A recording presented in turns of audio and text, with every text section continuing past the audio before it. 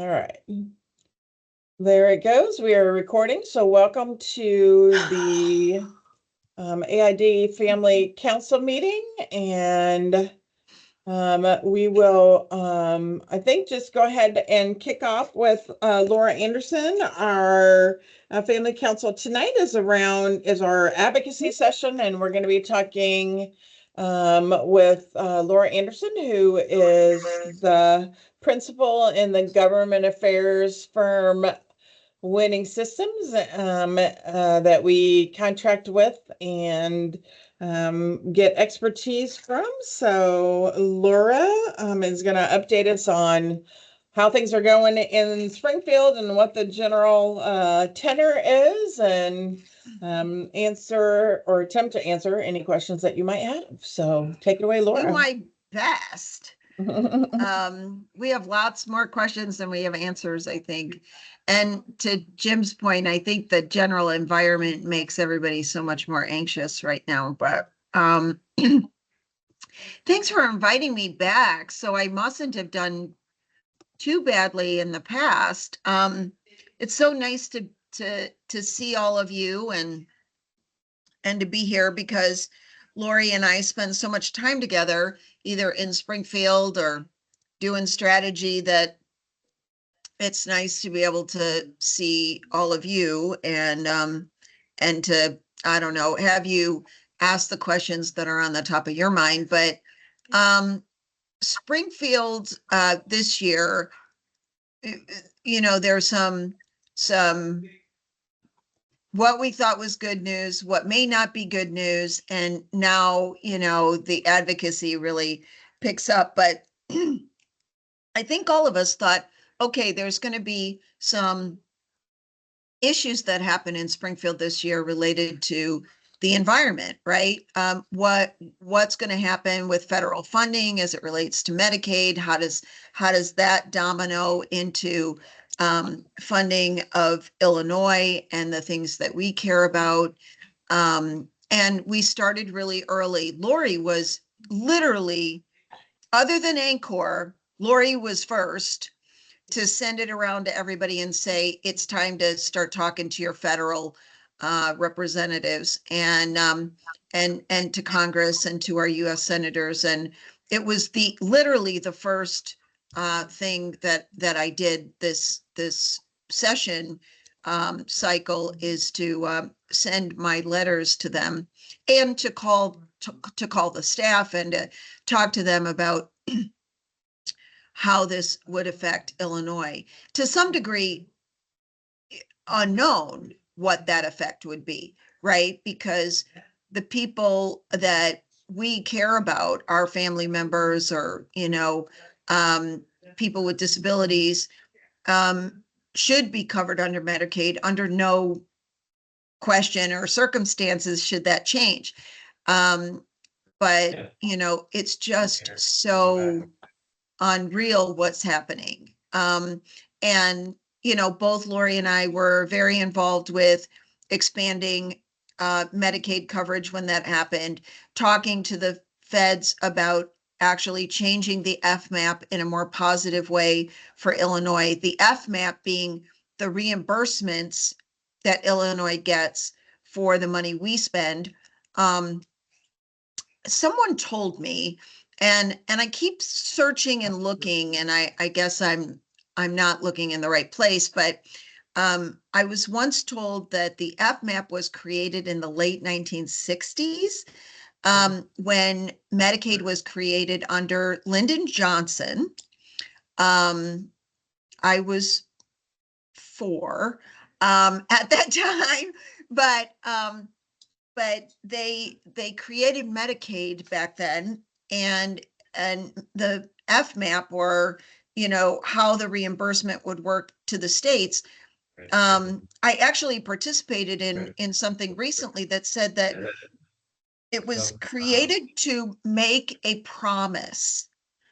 Medicaid and the FMAP match was a promise from the federal government that they, understood that the states could not do this on their own, and that the FMAP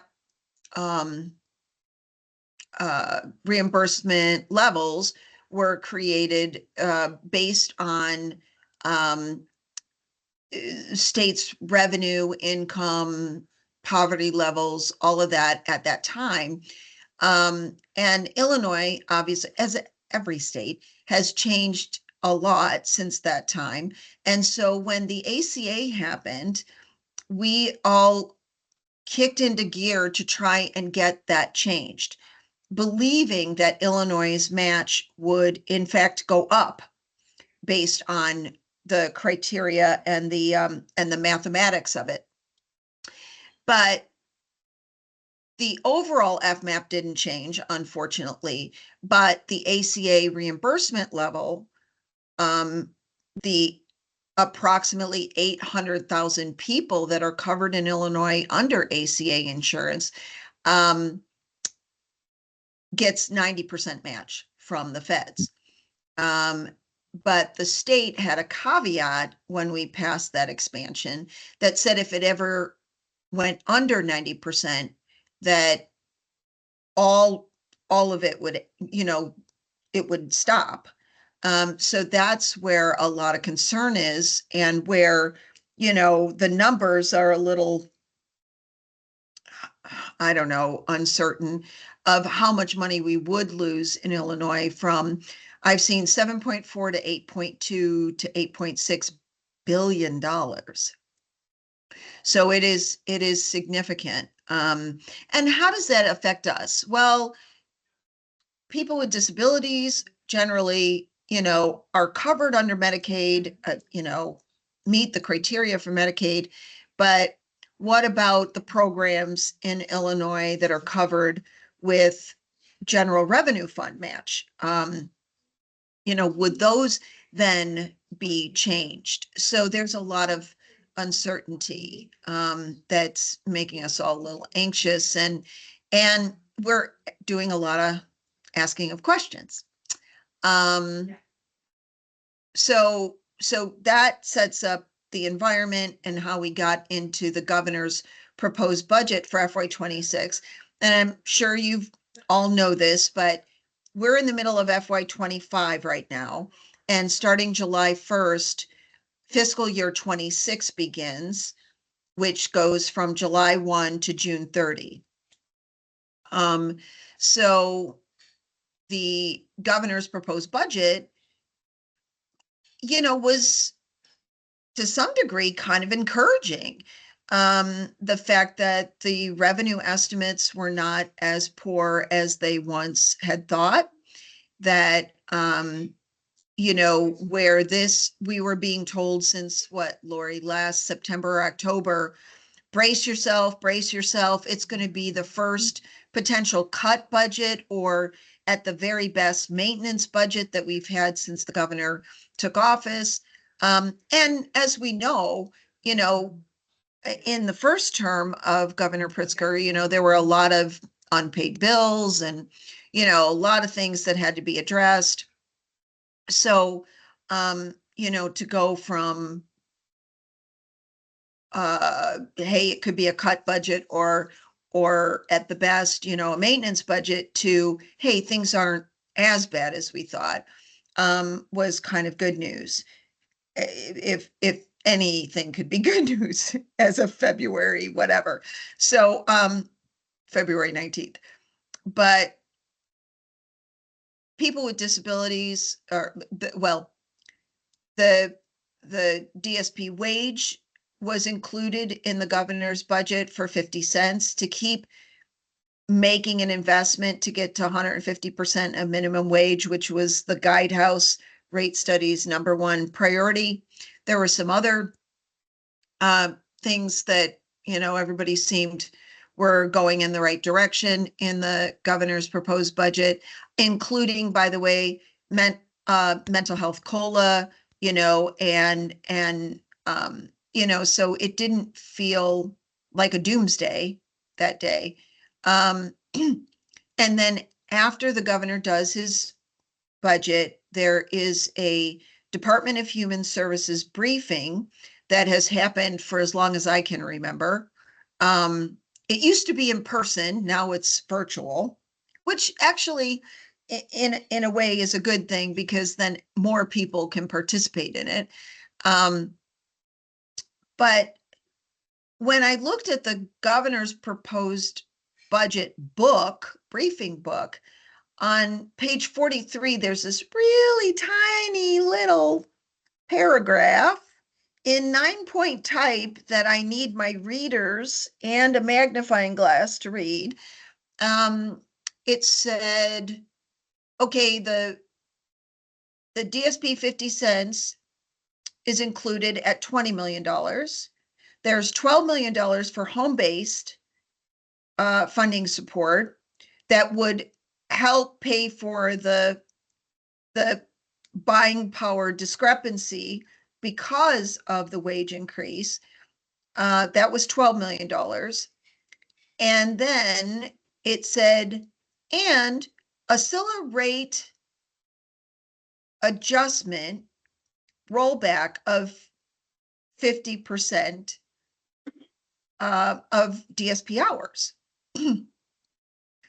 And I know Lori and I got on the phone, and a whole bunch of us got on the phone and said, what's that mean? And we've been trying to unpeel that onion since February 19th. And I was told at the meeting yesterday that the hours were not guaranteed when those hours were under scrutiny the last 2 years, returned, and that they were not guaranteed, even though those who were on the rate committee, including Lori and other colleagues, were told all those years ago, it's going to be the same pie, but it might be separated differently, but it'll be the same. And the only thing that changes is related to ICAP scores, HRST, and settings. But nobody said there's too many DSPs in the system. And, you know, there's more than enough hours. Don't you worry about that. Nobody said those things. So we all fought really hard to make sure that those DSP hours weren't cut. And when I read that budget book, I thought, well, these are different words, but I think it's got the same meaning. So at the meeting yesterday with the associations, they were told there was no guarantee on the hours to be maintained, which everyone disputed, I'm told. I wasn't at the meeting, but that's how it was relayed to me. And the division said, quote, how we are going to frame this. Anytime somebody's going to frame something, I always think that we should ask a lot of questions. How we're going to frame this is it's only a loss of 1.7 hours per week per person. So,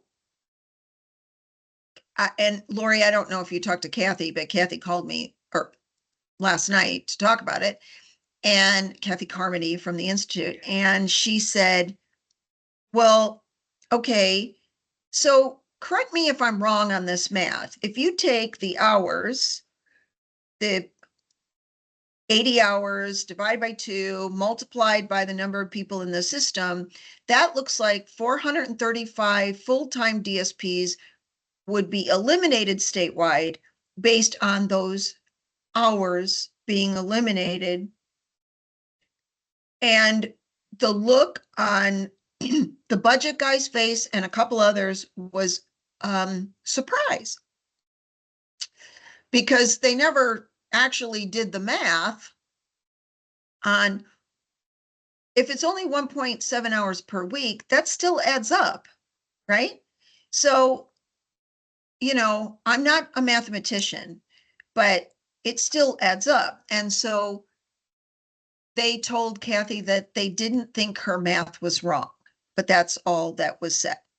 So I think we're going to have to continue to have this discussion about what it means, and that it's not acceptable to give over here and take over here that actually is a loss.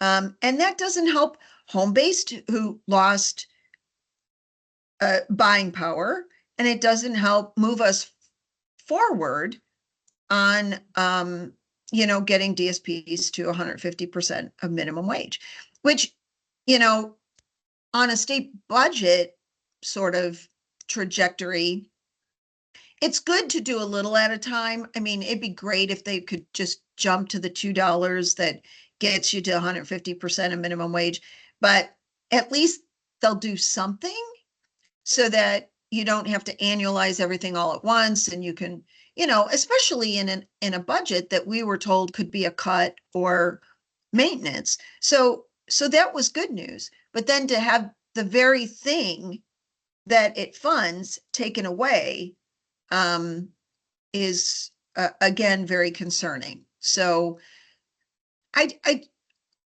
don't know how you feel, but I feel like we take 2 steps forward and 1 step back sometimes. And, many, many of us were in court last year when the Ligas court, status call for the federal judge in July. And the state said, we've done such a good job. We've put $2 billion into the system, et cetera, et cetera. But then, the court monitor equipped for equality, and the interveners said, but we don't know if things are working. We don't have stats that say how is this moving the community system forward.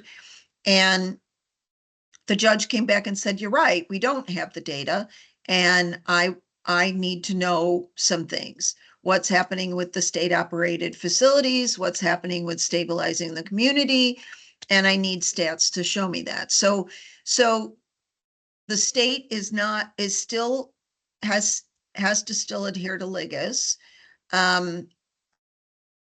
We have a concerning budget situation. We have questions now about hours that, while it funds DSPs, the hours and it funds frontline staff to provide services, the hours are allocated to people with disabilities. They're their hours. And so why do we have to play this sort of, I'll give you a little and take a little? It just doesn't stabilize the system overall. And then, last but not least, it's announced officially that the Department of Justice is investigating Choate. And what does that mean? Could they come in and close? Could they come in and say you have to move everybody within a time period? So where is everybody going to go? We need more housing. It's in huge demand. And we should be investing in the community system, in families, in stability. And it just feels like we argue about strange things, like, a SILA rate rollback, or who's really on the PUNS list, how many people are on the PUNS list. I told Lori this. I got a call 3 weeks ago from the governor's office saying, your numbers are wrong. I'm going to give you new numbers. Well, where are the numbers from? The division, the department. Okay, well, they don't reflect the same numbers that are on the website, so there's just a lot of questions, not as many answers that we would like. And I mean, I enjoy the advocacy part of what we do.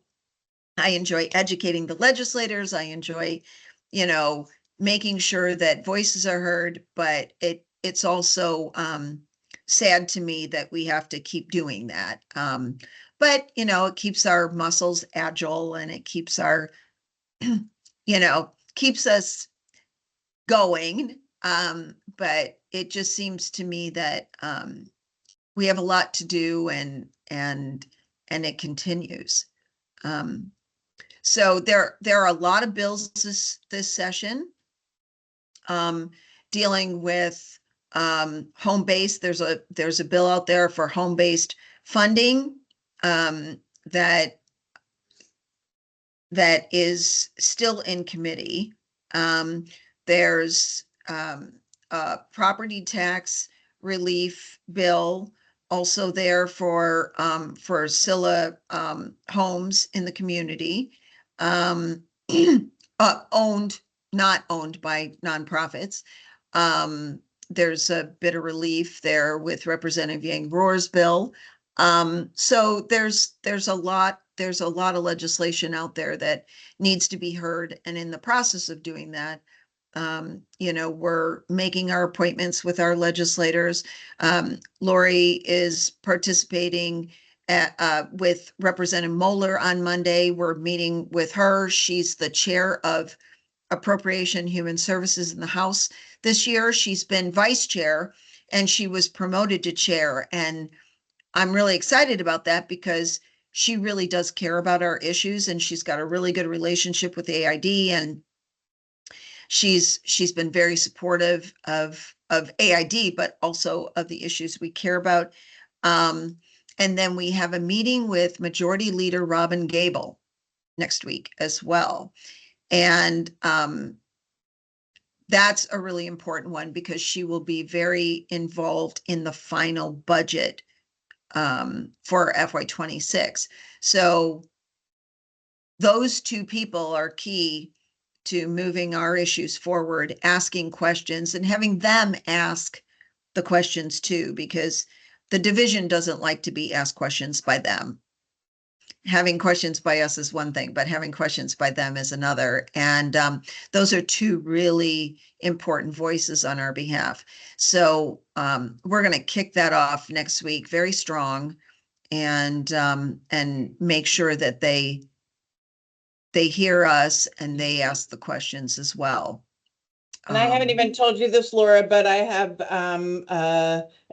3 trips to Springfield scheduled in April for advocacy days with the Supportive Housing Providers Association, and they deserve more on the 8th and 9th of April. I'll be down there on the 16th and 17th for the Illinois Council on Developmental Disabilities. And then on the 30th, I'll be down there for IHC, the Illinois Housing Council, and HIB Advocacy Day. We'll be pounding away. It's a lot going on. Yeah. Well, and they deserve more. Lori knows this. They deserve more. This is the first year that they're doing an advocacy day. They got funded by the Coleman Foundation to expand advocacy. So what They Deserve More is doing is giving support to organizations that are coming, so that it covers some very little of the cost really, but it's part of expanding the advocacy, and then traveling. I was going to say, we have clients going too. Yeah, we're excited. That are coming for They Deserve More. And they have also been making Medicaid stories for Anchor of the recordings about what Medicaid means to them as well. Yeah, I've seen some of the stories. They're really great, actually. What a great way to get the message in a video, right? Like you see a person, it's not just a letter, it's not just a phone call. It's like, you're looking at me, tell me that this doesn't matter. And at the last count, Lori, They Deserve More I think we're going to hit 200 people. Isn't that great for a first time? That's really good. And then traveling around and doing advocacy training, and just engaging more people, I think is really helpful, because it can be intimidating, right? Like, how do I call my legislator? How do I ask for something from my legislator? That's actually their job, is to is to listen to you and to be asked by you. But it's still kind of intimidating, I think, for people. And I've never met better advocates than parents and family members of people with disabilities, because you've had to be an advocate from the very beginning. um and it's you have to fight for everything, which actually makes me sad, but it makes you really good at doing that. And I'm in awe of parents watching parents and family. I've met brothers and sisters and family members as well, who advocate on behalf of their family, and it's pretty great. It, way better than I could do. But so there's a lot going on. I mean, we're not assuming people um, are just gonna we're just gonna take it, or we're gonna wait until it happens. We are definitely making sure that we do our job before anything could possibly happen. Um, and I think it changed what happened federally. I think that's why, honestly, they did a continuing resolution, um, because there was no way they could just do what we were hearing they were going to do. That doesn't mean that it ends. It means that it continues. But I do think it changed the timeline of what was planned. And I think everybody kicked it into gear because, you know, we assume that the legislators know, right?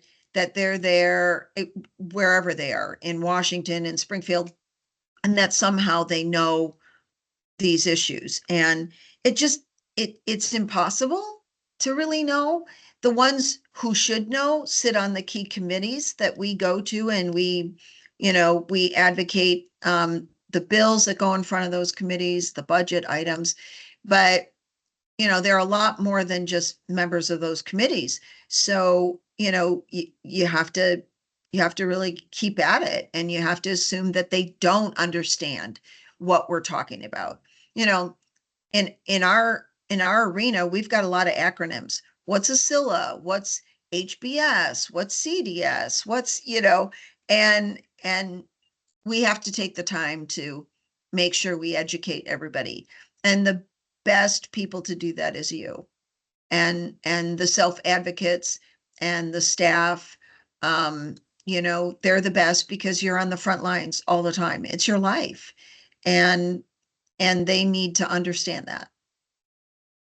So I just want to reiterate what Laura was saying about the proposed state budget. So it was fabulous that they proposed a 50-cent increase, which would cost, where is that at? I see it right here in front of me. $20 million.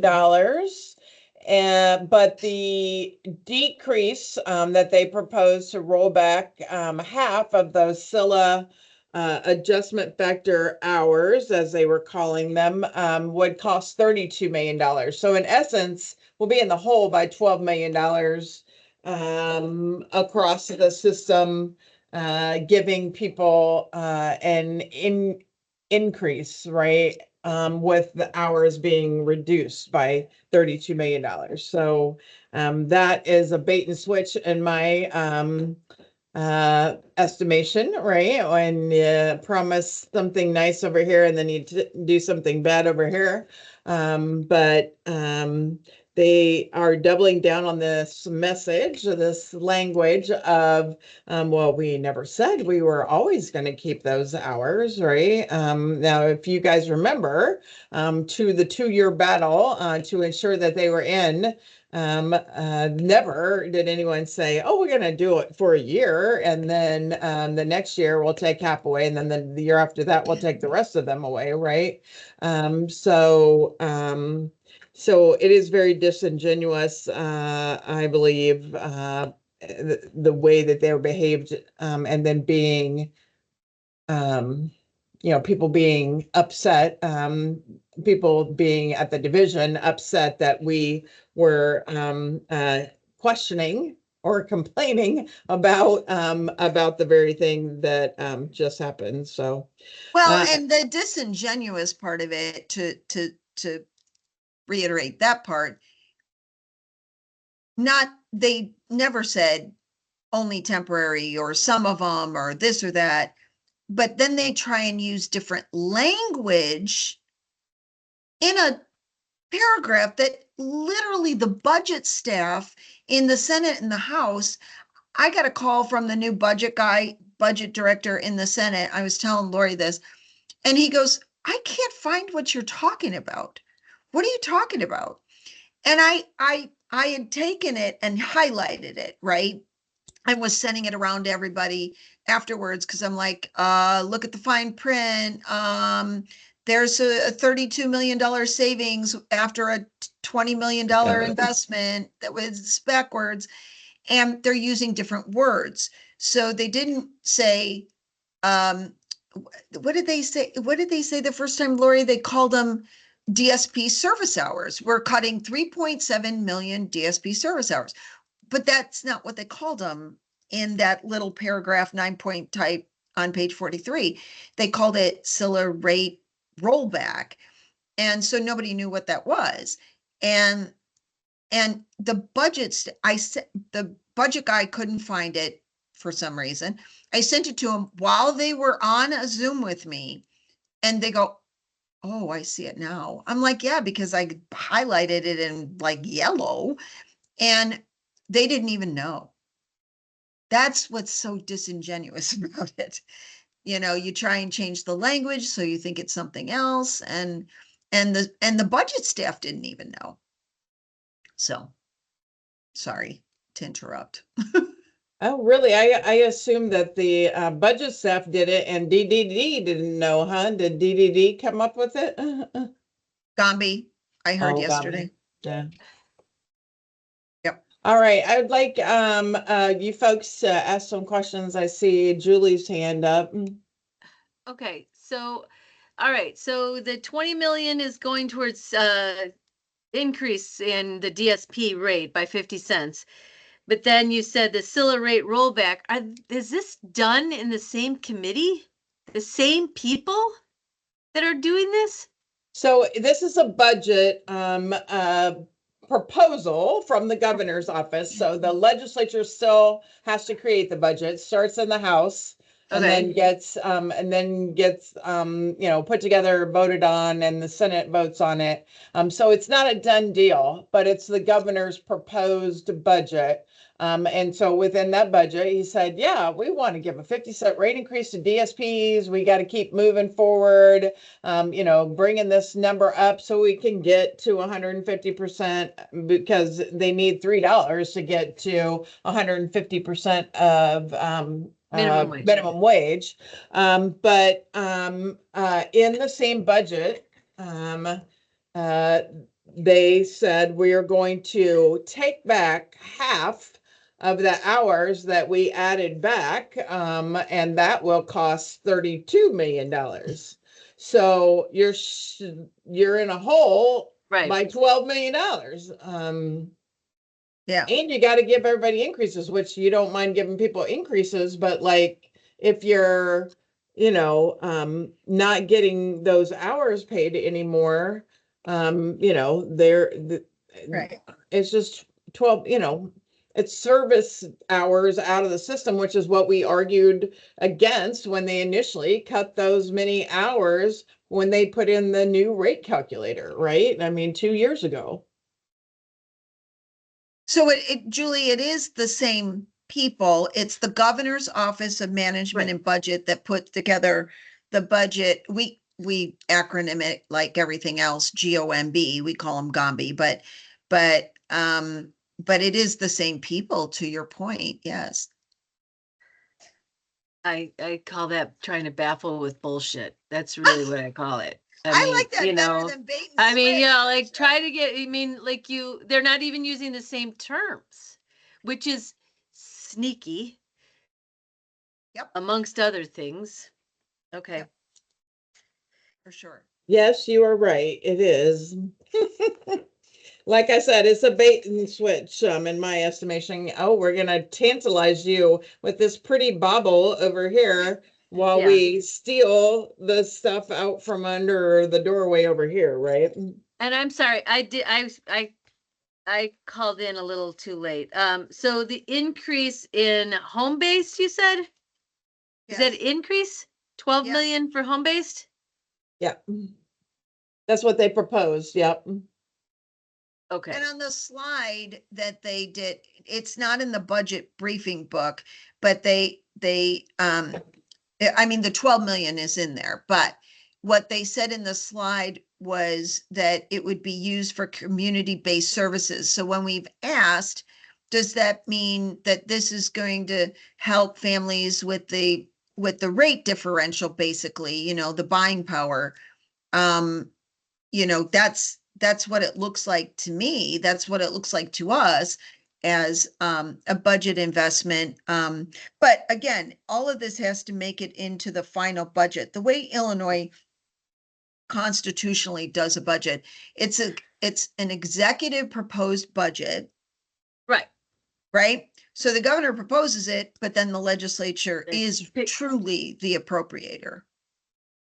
They- So that's why we've been actually doing so well, if I can say that, because Knock we on go, wood. well, we go to the legislature and we say, Right. here's really what's going on here. And, you know, they've got a lot of questions like, what's going on? Why are we spending so much money in state operated facilities? And this DOJ thing, I wish I had been with legislators when they found that out, because I really want to hear what they have to say. But I'm sure we'll hear about it on Monday with Representative Moeller and with Leader Gable as well. But I think they're very nervous about that and what that looks like. And the legislature has stepped up in a bipartisan way, interestingly enough, and they have gone over the governor's proposed budgets before. So you know, I think they have been our friends, and especially the Women's Caucus has been very engaged in this issue. Representative Ness, who has been really great with Lori and AID, she's been a great supporter. She is now on Appropriations Human Services at her request. Most legislators run from that committee because it's intense, right? Like it's a lot, you know. She ran toward the door as opposed to out of the door. And you know, we've got a lot of really friends, a lot of really good friends in the House and in the Senate. But the women have been amazing. The Women's Caucus have been amazing. So I just have a quick question. So how many people are housed at Choate? I'm just curious. Lori, do you know? Yeah, I think it's like maybe 175. Really, they're looking at I don't think it's just Choate. I think it's all SODCs, technically. But and I will say that I do believe it to be politically motivated, because it's not like I believe the current Department of Justice cares about institutionalization, or Agreed. deinstitutionalizing, right? But I think that the previous administration was looking at this, and the current administration took advantage of that. Not that I think that they shouldn't be looked at. I do. I just think that it's not a pure reason. It's not what I would call a Right. Department of Justice reason. It's a get back at these states that are sanctuary states and other things, right? That are not kowtowing. So hopefully something good will come out of it. But most of the institutions have like somewhere between 150 and 175. They're not very huge. Yes. They're but anymore, right? They've tried to get some people out of them, but they cost upwards of $400,000 a person per year, to support people in them. And choate is particularly used as a behavioral health. So like if a person with an intellectual developmental disability also has like a behavior plan and some behavioral health things, if they misbehave, and I'm using that term incredibly loosely, they get sent to choate, which is really unfortunate because it's so far away. If you live up here, like there's no way that somebody could go visit your family member way down on, the southern border of Illinois in this little tiny town. And, we were trying to work with somebody that got sent there basically in the dark of night without her family even knowing about it from SODC up here from Ludeman. And, like they were talking about like getting her ready to come back home. And like, I'm telling you, it's like somewhere, it looks like The Shining. I've been there. I mean, like there is not like, you go in between these two hills to come into this like this little village, right, that is made to be and the only small town is like miles away, right? And I'm like, how are you going to learn to come live in the environment of a city, right? If you're from a town environment in this little tiny town. And I'm a country gal. I don't have anything against the country, but like I don't think you can go practice your social skills or working or going to a restaurant. There's like on your outing Nothing you might around. be able to go to the grocery, you might be able to go to the gas station. I mean, like seriously, I'm not, like it's a tiny, tiny place. So I found the numbers of how many are in each place, each facility. Choate has 160, Lori. You were right. This is as of March 1, 25. 69 in Fox, wow. 173 in Kylie, 323 in Ludeman. And that's because that's here. That's in the south side of Chicago, right? So Yeah, What about 103. Shapiro? 103 in Mabley. Hold on, I can tell you Shapiro. 471. And Murray has 286. Shapiro is the biggest. Right. Yeah. Okay. I'm just thinking this because I'm involved with Service Inc. right. Mhm. Yeah, and that's in their territory. Uh-huh. Bureau, Right. yes. Wow. Okay. Other questions?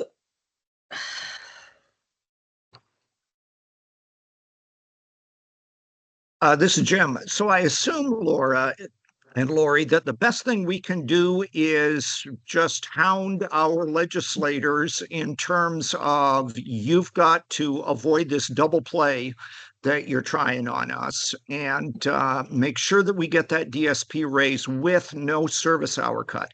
The service hour cut, I remember that battle 2 years ago, and it kicked up, pardon my language, a shitstorm of controversy among parent groups. So I'm hoping that the same fire gets ignited.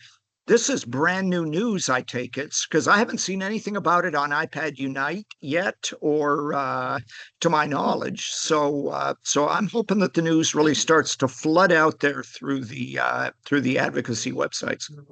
Yeah, I think that we were trying to get, I think that, the ARC and other places were trying to get like, what is is this really what we think it is, right? Like, are we interpreting this correctly? We want to get information out that's correct and not, upset the apple cart if somehow we are, reading this wrong because of the language and stuff that they used. And, I think we've been in enough meetings now. Laura, don't you agree that it's very clear that they were like that they have doubled down on this. Well, we never said that these were permanent. We never promised this would be forever.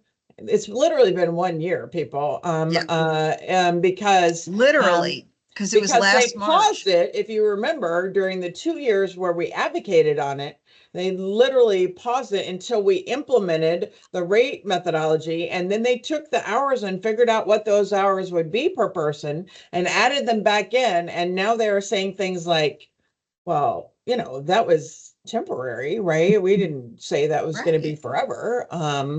Uh, which again, the only word I know how to use is disingenuous, because that is not the way the conversations ever went. And I was at every single one of those meetings that were for the Ligas Oversight Committee, because I've been on it since I've worked at AID. So and that was where they sent all of this stuff whenever we were negotiating, right, and advocating for what would happen. So I think, Jim, that stuff will start to get out more that now that we have, and we'll look at how we put that out at AID as well. And I think that the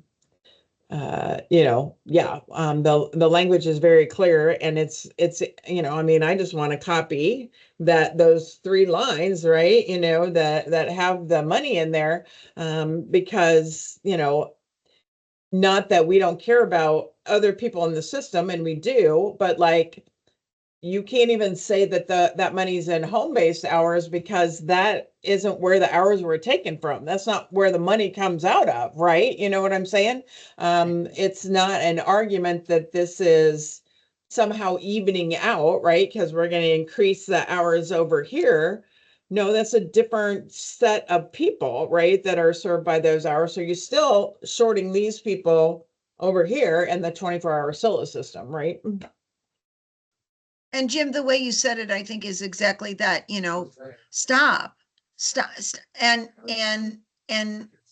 unfortunately, we're going to have to say to legislators now that the division seems to have doubled down and said it's only 1.7 hours per person per week.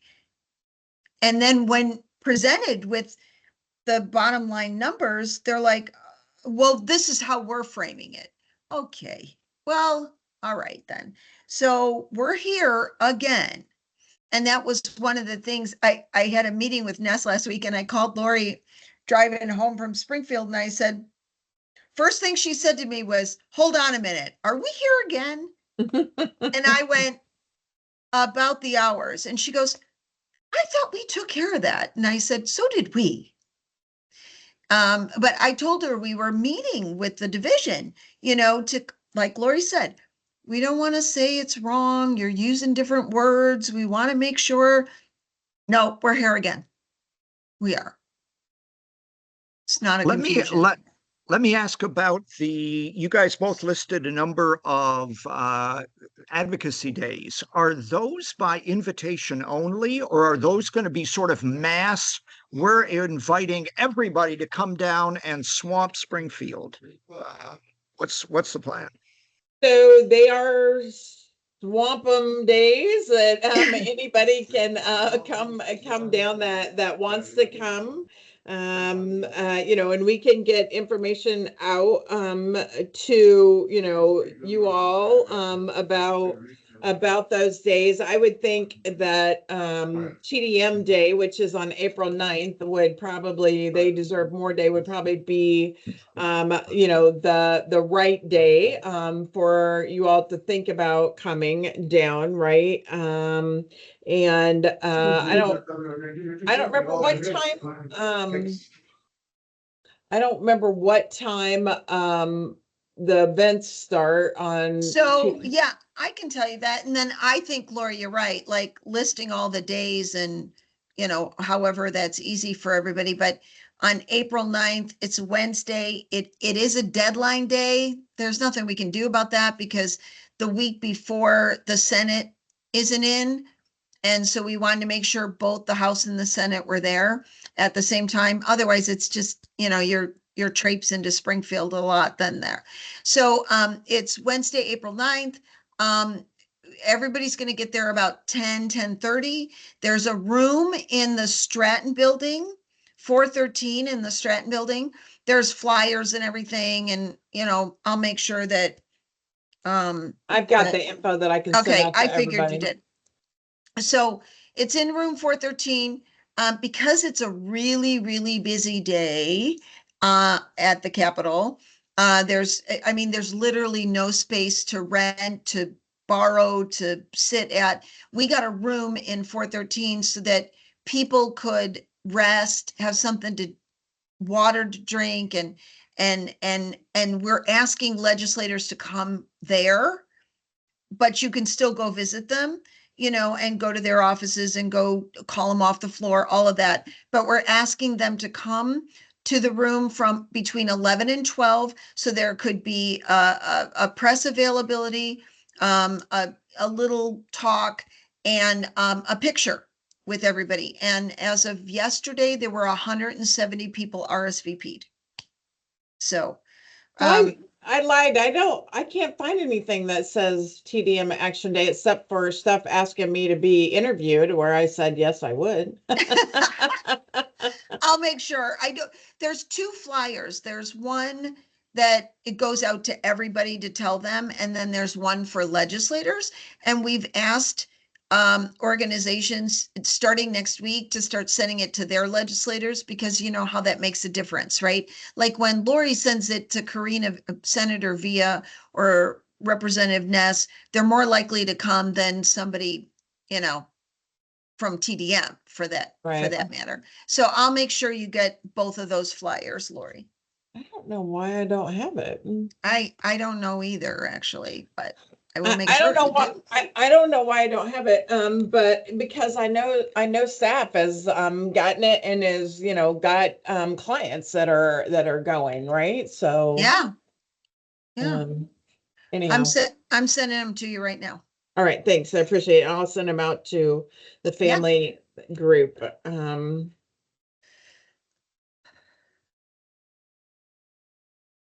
Other questions? I do want to point out a couple things. So I was just on our resource development committee, just met this afternoon, and they've really created a great new thing that we're doing Medicaid,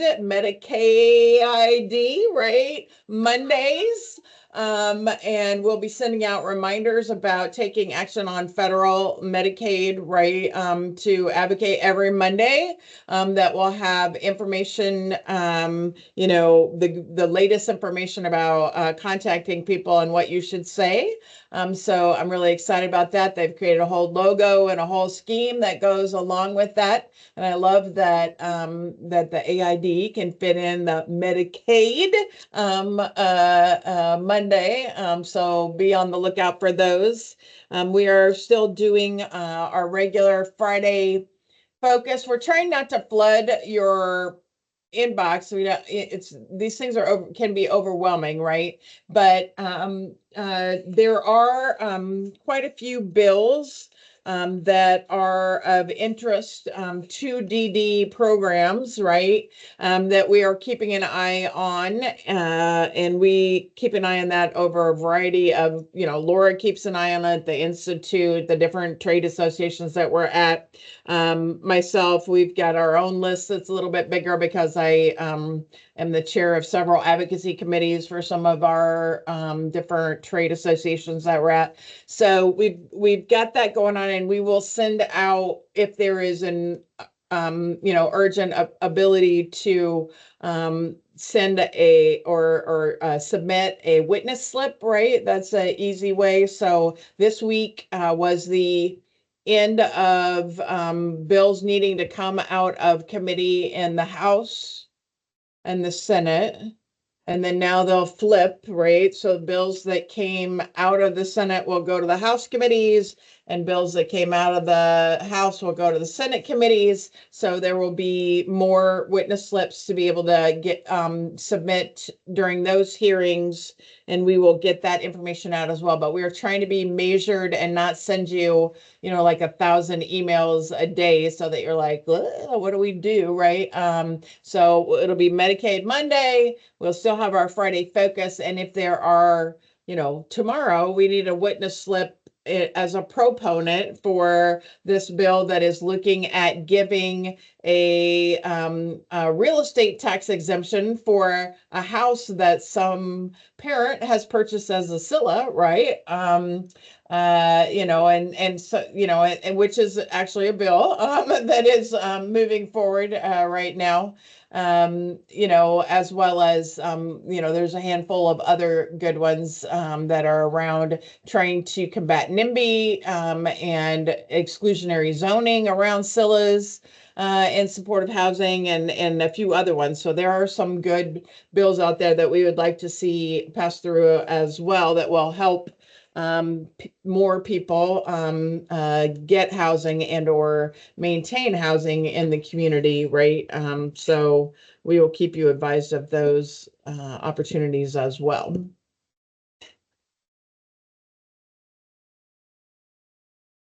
All right, does anybody have any process questions or I'll make sure I get that information out about that bill, because as I'm looking at the people on this call, there are a lot of parents that own SILAs on this call. So that would be a really great bill for you guys if you got some real estate tax relief, right, on those properties. So I'll make sure that you know what that bill number is, because I don't have it memorized. Questions? Process questions. Here it is. House Bill 1874. Or, yeah, Yang Roar. Yep. Mhm. Yep. And I believe it did pass out of committee, right? Did it? You remember? Let me check really quick, because they Okay. were in committee for like 3 minutes, 30 minutes yesterday. Let me check for you. Okay. Sending you all these things, Lori, so you got all kinds of stuff. There you go. Yep. Okay. And now 1874. It was sent to the property tax subcommittee. Then it's still there. Yeah. Yep, it's still there. They haven't called it. Yep. And Representative Ness added on to that. So that's good. I mean, she's in our area, right? She is probably Jim and maybe Sue's representative. And then Estava Murray's on there, Diane Blair Sherlock, and Lillian Jimenez, who's the chair of that property tax subcommittee. Right. And I believe we have stuff in Yang Roar's, because she's in Naperville, so Yep. We have stuff in her district. But anyway, we'll keep you apprised of that. I'm going to ask one last time. Any other questions? Yes, Jan, you got to unmute yourself. There you go. Okay. I have two questions. One is, we got that notice about the family council members, parent and guardian engagement page. Click here to access the page. Mhm. And then it says it requires a password. Yes, it And does. I've emailed twice to get a password and I still haven't gotten one. So I will put it in the chat for everyone. I don't know who you emailed. It wasn't me, I don't think, because I didn't see it. I emailed AID Family Council at aidcares.org. Oh, I don't, I'm not sure. So I just put it in the chat. So if you open up the chat, you can see it. Oh boy, I don't know how to do that. All right, I'm going to say it out loud. It is STARS, STARS, no capitals. It's all lowercase. Okay, that's it? That's it. Okay, all right. And my last question, I'm sorry, I'm so inept at this, but I keep trying to log on. I tried to log on last month and couldn't get on. And I tried to log on tonight and couldn't get on. I'm using the log on page from the February email.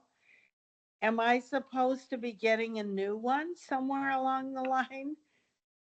No, Jim sent out a reminder with the link in it. And I don't know, we had problems last week with everyone, right? Not last week, last month with everyone, and I'm not clear what the problem was because some people got in.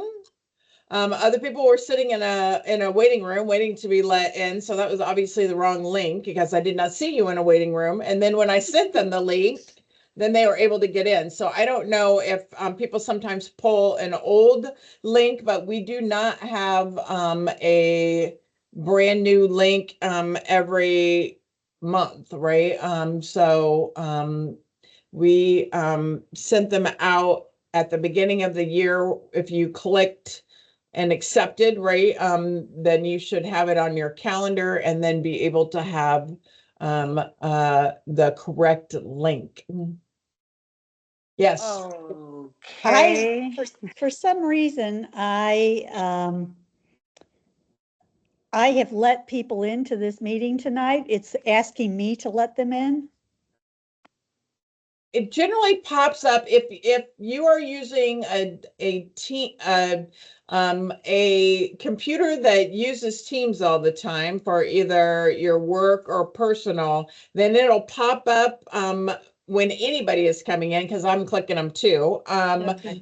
If you're using Teams, so you are not set up as but it is Okay. like if you're a part of Teams, I don't know why, because I do this in other meetings that I'm in too. I have the same thing, but Okay. it'll pop up if you regularly use Teams and it's downloaded and on your computer. You know, some Right. people use it as a visitor, right? Like they don't use it for work or you know, whatever. Then they don't see that. But for some reason, all of us that are like in the Teams channel somehow see Okay. that come up. Yeah, So they you're came up good. on mine too. Yeah, Yeah, I Okay. could see Yeah. them. yeah. Okay.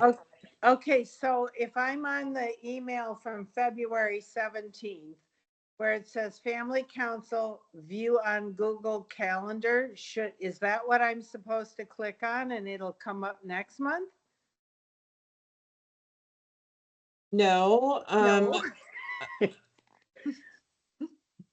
You know, Okay. I can't tell you because I don't use Google Calendar and I don't know what it looks like. So, but you should be able to go to like if you use Google Calendar, right, and you accepted this, you should be able to go to our next meeting, which is on April 17th at 7 p.m. and you should see the little invite in there, right? This is my you know, my scheduled meeting, and should be able to open it, and then the link is in there and click on it. I'll try again.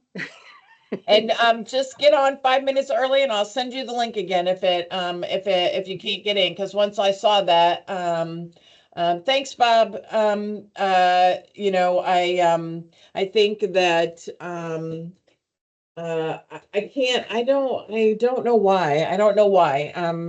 If there's an old link out there somewhere from like last year, I don't know what it is, but and I guess I could ask our IT people, but I don't really know. And the one thing that I've really learned tonight is that I didn't know that Medicaid was the same age as I am, because it was passed in 1965 and it started officially in 1966, and that's when I was Yep. born. So Medicaid and I are going to be 59 this year. So And I thought I was 4, but I was only 2. yeah. Okay, know don't make me that- feel old. I know. But I did read a lot about it, and and it's actually quite fascinating, It is you very know, fascinating. in a nerdy sort of way. Well, I always thought that Medicare started long before Medicaid, but they started at the same time, and Medicare Yep. didn't even really start until after Medicaid had kicked off. So, Right. all right. Well, everybody, thank you very much. We will meet again, like I said, on the 17th of April, and that will be our social gathering, right? Our support gathering. So we generally meet earlier, right? So we don't click on anything, Jen, on the in April. You got to come in person. That'll be a and relief. See, you right. don't even have to go on the computer. Right, and then it'll be we generally start an hour earlier at 6 Right, p.m. 6. And we'll have goodies, probably cookies and other desserts to have together then. And we look forward to seeing everyone in person. Thanks very much, Laura, for Oh, thank always you. coming and Thank talking you. to us. Thanks, guys. Thank you. Yep. All right. Thanks, Laura. See I'll everybody see you later. next week, Jim Gould. Yes, on Monday. You bet. Thanks, Laura. Bye. Bye, Bye. everybody. Bye-bye. Bye.